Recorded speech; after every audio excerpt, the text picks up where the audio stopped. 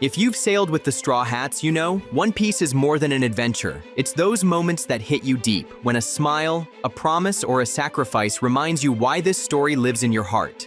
No matter how rough the seas get, there's always something worth holding on to. And sometimes, all it takes to change a life is a single hat placed gently on someone's head. The hat that promised freedom. If you've been through Arlong Park, you know this one. Nami had been carrying that pain for so long, pretending she didn't need anyone. She smiled, she stole, she kept her distance. But deep down, every step she took was for one thing: freeing her village from Arlong's grip. And the worst part? She was doing it all alone. Then came the moment everything collapsed. She'd tried so hard to hold it together, but when Arlong crushed everything she'd worked for, she broke.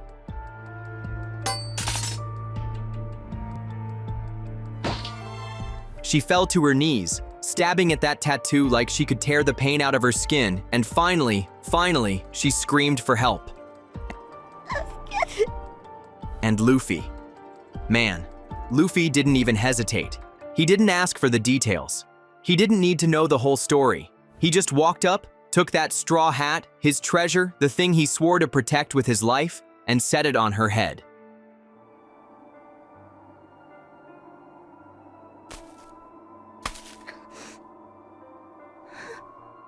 That one little gesture said everything. I'm with you. You're not alone anymore. When he turned and called the crew to follow him, you could feel it.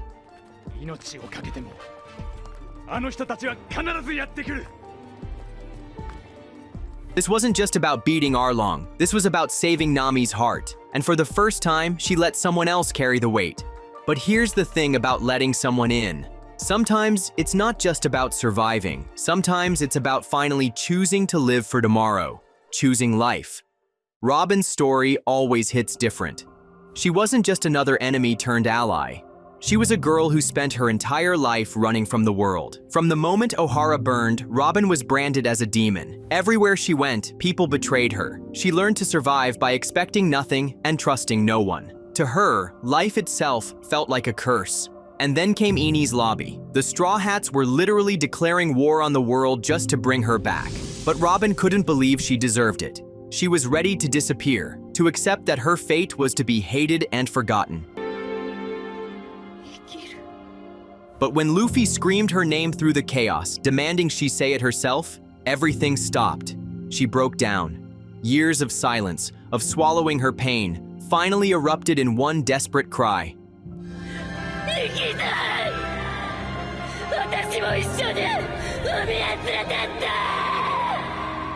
That wasn't just a rescue. That was Robin's rebirth. For the first time, she chose her own future. She didn't just accept the Straw Hats as her crew, she accepted herself as someone worth saving. And when you think about it, Zoro would soon face his own trial, but his battle wasn't about shouting his will to live. It was about carrying unbearable pain, all in silence. The pain he carried alone. If there's one moment that defines Zoro, it's Thriller Bark. He's always been the kind of guy who talks big, trains harder, and swings his swords like his life depends on it. But deep down, Zoro's dream has never been just about himself. From the very start, he made it clear, if Luffy is going to be king of the pirates, then Zoro will stand as the world's strongest swordsman at his side. That promise is carved into his very soul. But on Thriller Bark, that promise was tested like never before. After the battle against Oars and Moria, the crew was already broken and bleeding. And then Bartholomew Kuma appeared, an opponent no one could hope to defeat. Luffy was unconscious, helpless, and the crew was seconds away from annihilation. Zoro didn't hesitate. He stepped forward, calm and cold, and offered his life in exchange for Luffy's.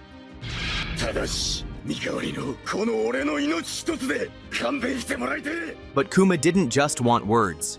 He offered Zoro a choice, to take on all of Luffy's pain, every ounce of suffering, every wound, every agony, and Zoro accepted, alone.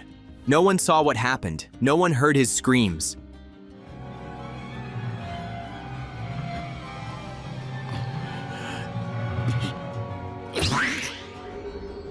Hours later, Sanji found him standing in a pool of blood, silent, unshaken. When Sanji asked what happened, Zoro only whispered those 4 words that shook us all.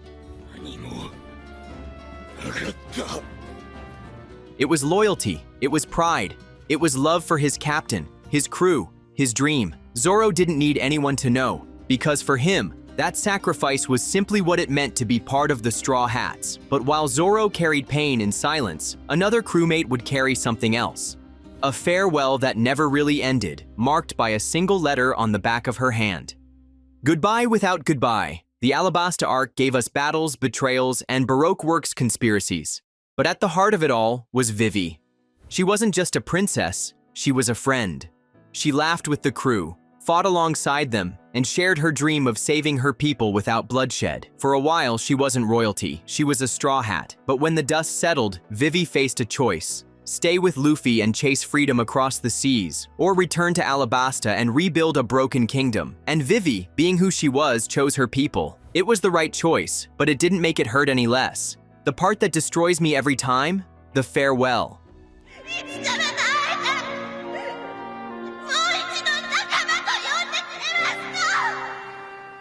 With Marines watching, Vivi couldn't openly leave with them, so she begged the crew to answer, even once, just to let her know she'd always have a place with them. And then, in silence, they raised their left arms.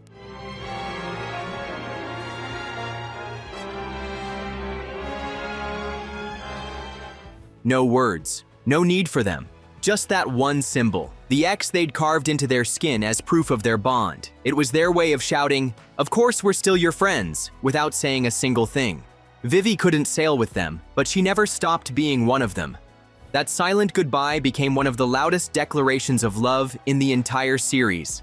And while Vivi stayed behind on land, somewhere far away across the sea, a giant whale was still waiting, staring at the horizon, keeping a promise that never faded.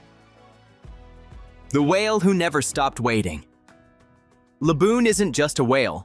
He's one of the most heartbreaking reminders in One Piece of what it means to wait for someone you love. Years before Luffy ever set foot at Reverse Mountain, a crew of pirates from West Blue befriended a small whale who followed them across the ocean. They promised him joy, adventure, and a return after one last voyage. But they never came back. And so, Laboon waited. Days turned into months, months into decades. He slammed his massive body against the red line, over and over, desperate to break through, desperate to find the friends who'd left him behind.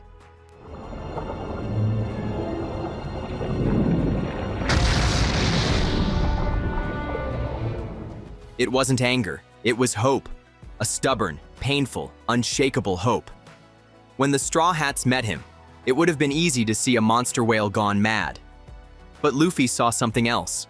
A friend who just needed a reason to keep waiting. And so, in his own wild way, he gave Laboon exactly that. He fought him, head to head, fist to headbutt, and then he made a promise. We'll come back and fight again.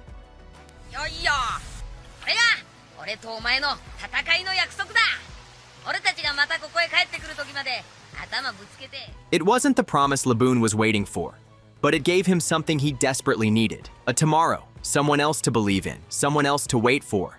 And the beauty of One Piece is that Oda never forgets. Laboon's story doesn't just end there. His promise still echoes across the Grand Line. Because somewhere, far away, a doctor once dreamed of cherry blossoms blooming in the snow. And his story, too, became a message of hope for the future. The sky in bloom. If there's one story in One Piece that can break even the toughest heart, it's Dr. Hirulux. He wasn't the best doctor. Let's be real. He was a terrible doctor. His medicine usually made people sicker, his treatments were disasters, and his beard was as wild as his ideas. But what made him unforgettable wasn't his skills, it was his belief. Hirulux believed that no disease was incurable if you gave people hope. And to him, nothing symbolized that hope better than cherry blossoms. In a land of endless snow, he dreamed of painting the sky pink, so that even the coldest hearts could feel warmth again. His last moments still hit like a cannonball. いい人生だった。お前をやぶ医者。ありがとよ、チョッパー。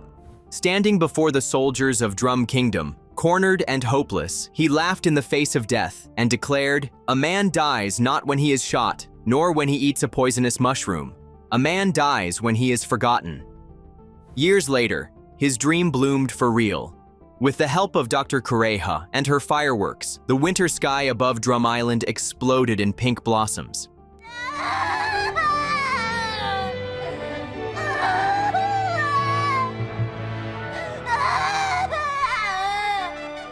It wasn't just beautiful, it was healing.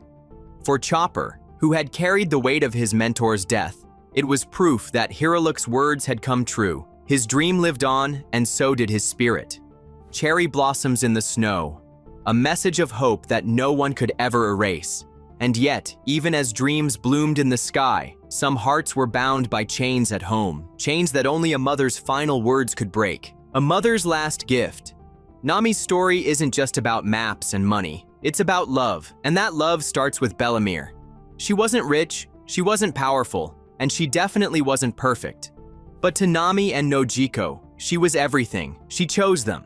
In a world where bloodlines seem to define your worth, Bellamere made it clear, family is who you love, not who you're born to. And then came Arlong.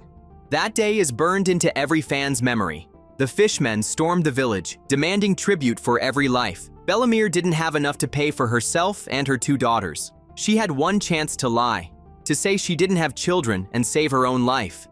But she didn't. She stood tall, looked Arlong in the eye, and declared with pride, I have children. その10万は2人の娘の分。私のは足りないよ。 In that instant, she sealed her fate.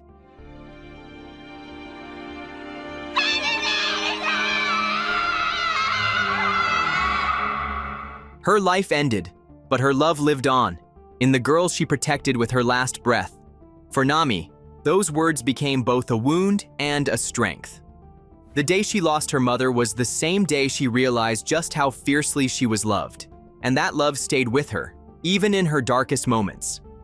It's why the Straw Hats' promise to fight for her meant so much, because deep down, Nami had always known what it meant to be chosen, to be worth dying for. But sometimes, the power of love doesn't come from silence or sacrifice. It comes from raising your voice, even when the world is crashing down around you. One voice against a war. Kobe's journey is one of the quietest in One Piece, but also one of the most inspiring. He started as a timid cabin boy, bullied and powerless, dreaming of one day becoming a Marine who could stand tall for justice. Back then, even saying his dream out loud felt impossible.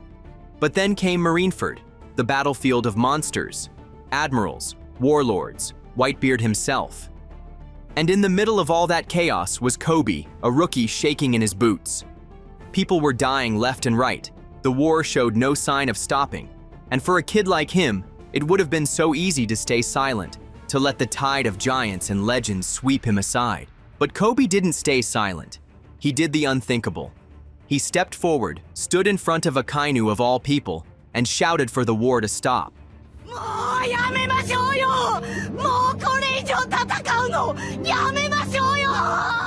His voice cracked, his body shook, but those words carried more weight than any sword or cannonball. This war must end. For a moment, time itself seemed to pause. That cry wasn't just about stopping bloodshed. It was Kobe proving that courage isn't the absence of fear. It's standing up, even when you know you might die for it. And in that single act, he carved out his place in this world. A reminder that even the smallest voice can echo louder than war. But courage doesn't always shout. Sometimes it hides behind a smile, a dance, and a secret fight for the dawn of a nation. Dancing for a nation. Oden Kozuki is one of those characters you can't forget. Larger than life, brash, wild, but also the kind of man who carried a dream too heavy for most. He wanted to open Wano's borders, to give his country the freedom to see the world beyond its walls. But chasing that dream came at a cost. When Kaido and Orochi seized power, Oden had a choice: fight and risk Wano's destruction, or endure humiliation to protect his people. And so, he danced. Every week, through the streets, half naked, flailing like a fool.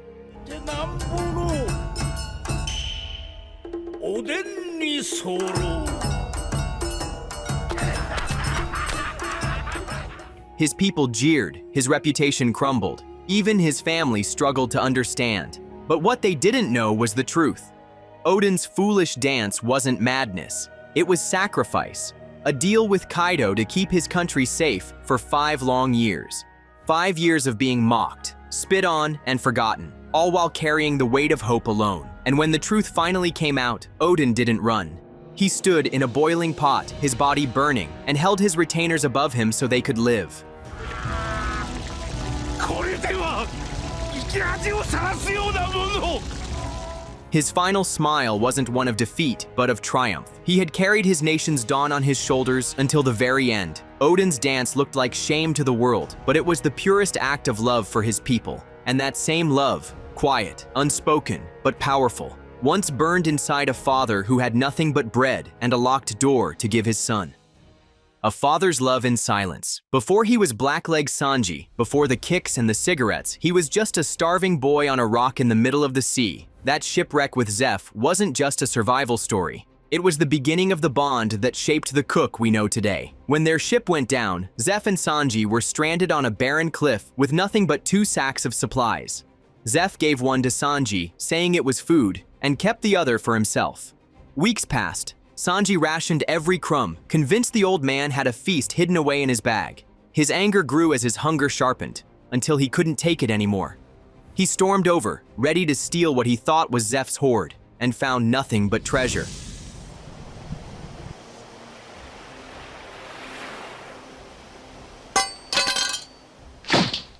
Zeph hadn't kept food for himself at all. He had given Sanji every scrap. It wasn't words that tied them together. It was sacrifice. Zeph lost his dream of sailing the All Blue, but in return, he gave Sanji the chance to chase his. That bond became unshakable, even when hidden under insults and kicks in the kitchen. Zeph never had to say, "I love you." He proved it with silence, with scars, and with the dream he passed down to the boy he saved. And sometimes, love isn't shown in life at all, but in the memories you leave behind, etched so deeply they never fade. Memories that will never fade. Kuma's life is one of the heaviest tragedies in all of One Piece. To the world, he looked like a monster, a pirate, a revolutionary, a warlord, and finally, a mindless weapon of the world government. But if you peel back all those labels, Kuma was a man who carried the weight of everyone else's freedom on his shoulders. Once, he was known as the Tyrant, but those who truly knew him understood the truth. Kuma joined the revolutionaries to fight for a better world. He was quiet, gentle even, the kind of man who'd rather take pain onto himself than see others suffer. And that's exactly what he did, again and again. His devil fruit wasn't just power, it was a curse he bore for others. With a single touch, he could take away someone's agony and carry it himself. But even as he fought for freedom, Kuma was running out of time. The world government, through Vegapunk, stripped him piece by piece of his humanity until nothing remained but a machine. He knew it was inevitable. He knew he'd be erased. But before he disappeared completely, he left behind one last desperate act of love. He saved his memories, every joy, every sorrow, every moment that made him who he was. He stored them in that paw-shaped bubble, waiting for the day his daughter would find it.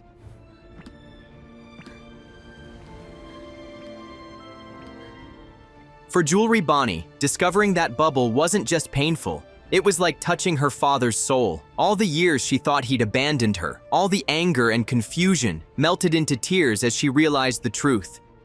Kuma never stopped loving her. Even as the world took everything from him, his body, his freedom, his will, he still found a way to protect her heart.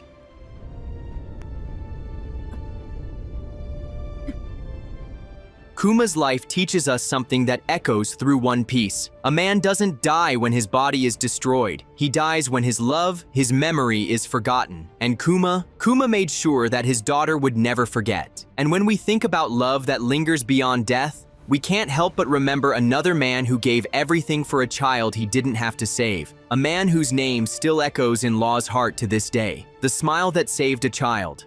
Law's childhood was nothing but pain. He had lost his family, his home, and even his future to the Amber Lead sickness. By the time he met the Don Quixote family, he wasn't really living anymore. He was just waiting for the end. And then came Corazon. To the world, he looked like a violent, clumsy fool. But to Law, he became something he'd never had before, a protector. Rosinante didn't care about the poison in Law's blood, or the anger in his heart. He saw a boy worth saving.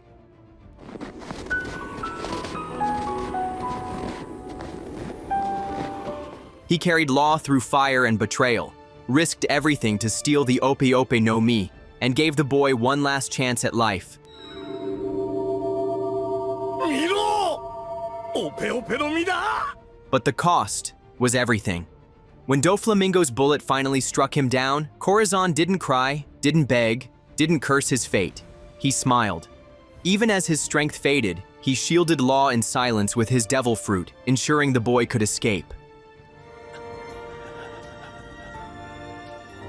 So don't be sad. You're free now. That smile was more than comfort. It was a gift.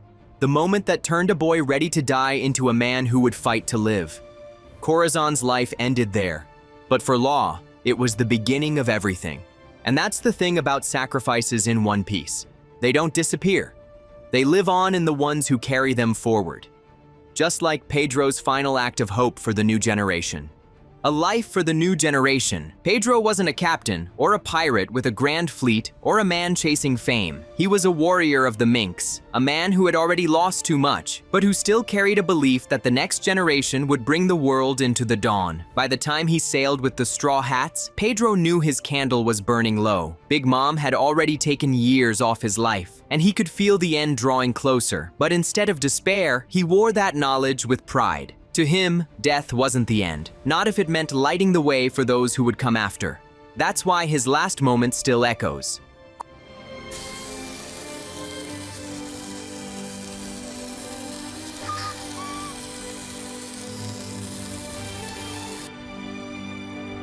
Cornered by Perospero, with no other way out, Pedro chose to give his life so the Straw Hats could keep moving forward, his words cut through the chaos. The time has come. This is the dawn of the world. It was more than sacrifice. It was faith. Faith in Luffy, in the Straw Hats, in the dream of a world worth dying for. And for Carrot, and for all of us watching, Pedro's death wasn't just tragic. It was inspiring. He lived and he died, with hope burning brighter than fear. And sometimes, that kind of courage doesn't explode in flames. Sometimes it roars across the world with a single defiant voice. The shot of a dreamer. Usopp has always been the dreamer, the storyteller, the one who hides his fear behind tall tales. But when the moment comes, when people really need him, he always finds the courage to stand tall. And in Dressrosa, he didn't just stand tall, he shouted so loud the whole world heard him. For so long, the people of Dressrosa lived as slaves without chains, trapped by Doflamingo's lies, their memories stolen, their lives stolen. The Tontadas fought, the Colosseum warriors fought, but the weight of despair was too heavy. Until one man, a sniper who called himself a coward, decided to take the shot of his life. Usopp aimed at Sugar, knowing if he failed, everything was lost. His hands shook, his body was broken, but he pulled the trigger anyway. The effect was instant. Sugar fainted, her powers shattered, and the toys of Dressrosa turned back into people. And then it happened, the roar of freedom. In one moment, Usopp wasn't just a liar anymore. He was the man who had given an entire kingdom its life back. The legend was born. It was a victory only Usopp could deliver, not through brute strength, but through courage when it mattered most. And while Usopp's voice gave hope to thousands, sometimes hope isn't just about courage in the present, it's about the dreams we refuse to let die, no matter how impossible they seem. Dreams never die. Mocktown was built to laugh at dreamers. Bellamy and his crew treated the sky itself like a joke, and when Luffy refused to fight back, the whole town called him a coward. But that silence wasn't weakness, it was pride. Luffy wasn't going to waste a punch on a man who couldn't see the horizon. Then came the voice that cut through the jeers, Marshall D. Teach. He looked like a mess, cackled like a villain, and still, he understood something the new age didn't. Outside, with the sun low and the docks creaking, he shouted the words that hit straight to the heart. A man's dream never dies. It wasn't a lecture, it was a reminder that the world belongs to those who dare to chase the impossible, Sky Island included. Luffy didn't answer with speeches. He answered with that little grin, the one that means, yeah, I'm going. And when Bellamy later stole Cricket's treasure, Luffy delivered the only reply that town would understand, a single, righteous punch. Not for pride, for dreams. Dreams don't die. They rise, sometimes all the way into the clouds, where a bell waits to be heard across the sky. The bell that echoed across the clouds. Skypiea wasn't just an adventure above the clouds. It was the story of a war that lasted 400 years. The Shandians and the people of Skypiea, trapped in endless fighting, all while the memory of Mont Blanc Noland and Calgara's friendship rotted away as nothing but a liar's tale. And at the heart of it all was a bell that had fallen silent. The golden bell of Shandora, a promise meant to ring across the seas, a sign that the truth of Noland's journey was real. For generations, the Shandians fought and bled just to make that bell ring again. Then came Luffy. After battling Enel, a god in name only, he rose higher than anyone else.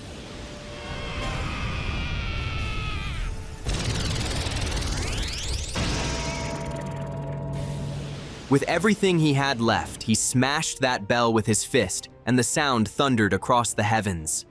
The bell's echo wasn't just noise, it was the truth. On the blue sea far below, Mont Blanc Cricket finally knew his ancestor wasn't a liar. Calgara's promise had been fulfilled, and above, the Shandians looked to the sky, knowing their fight was finally over. It wasn't victory through violence, it was victory through hope.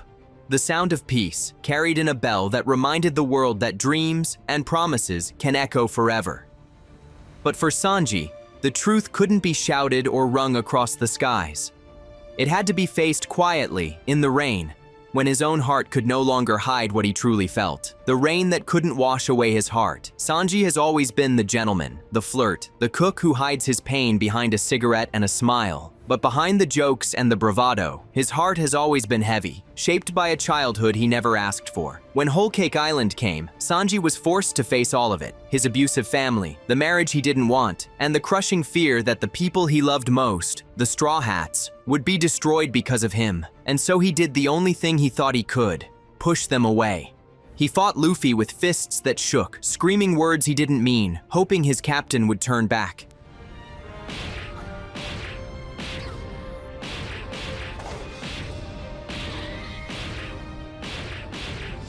But no matter how hard he tried, the mask broke. Alone in the rain, food still clutched in his hands for the crew he had abandoned, Sanji finally crumbled. It was his moment of truth. He didn't want to be a prince of Germa. He didn't want to be chained by blood or duty. He just wanted to be Sanji of the Straw Hats, their cook, their friend, their family. And when Luffy, beaten and bloodied, refused to move until Sanji admitted the truth, we all felt it. The rain couldn't wash his pain away, but it revealed the love and loyalty he could no longer hide. Sometimes the bravest thing you can do isn't to fight, it's to admit your heart. And yet, in Wano, another man showed that even admitting your heart isn't enough. Sometimes you give it away entirely, smiling as you do for the sake of the people you love. A smile for the people. Wano is filled with tragedies, but few hit as deeply as Yasui's. Once a daimyo, once a man of great power, he became nothing more than a jester in the eyes of Orochi's twisted rule. Yet even stripped of status, he carried something no tyrant could ever take: his smile. When the rebellion's plans were shattered and despair hung heavy, Yasui stepped forward to take the blame. He let the people think the scrawled message of the rebellion was his mistake, twisting the truth to give the Alliance another chance. Even as Orochi humiliated him, even as the rifles aimed at his chest, Yasui never faltered. He laughed, he smiled, and with his last words, he filled the hearts of Wano's people with hope.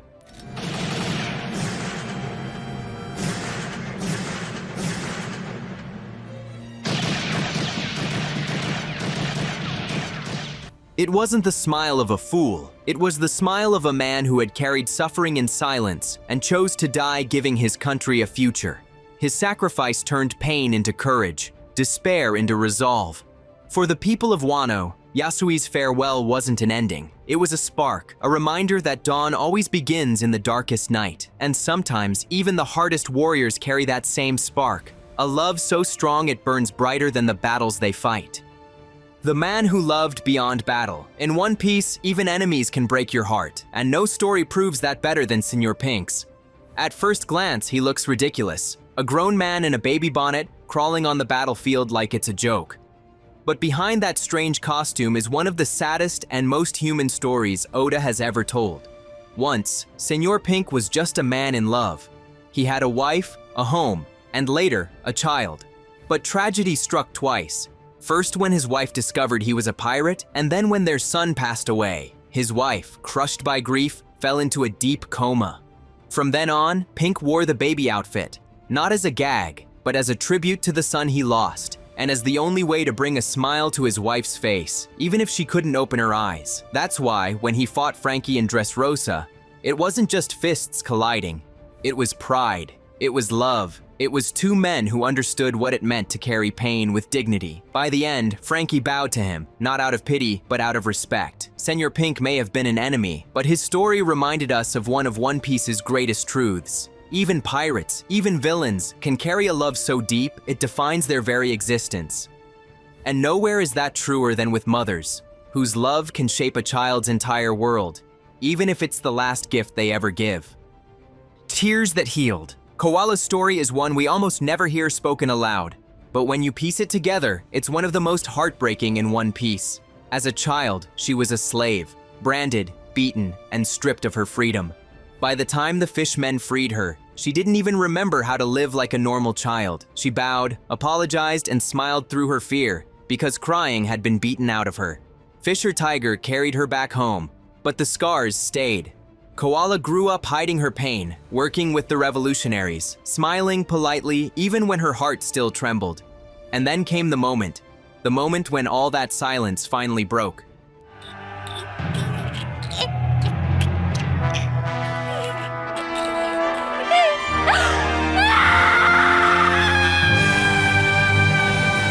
For the first time, Koala cried.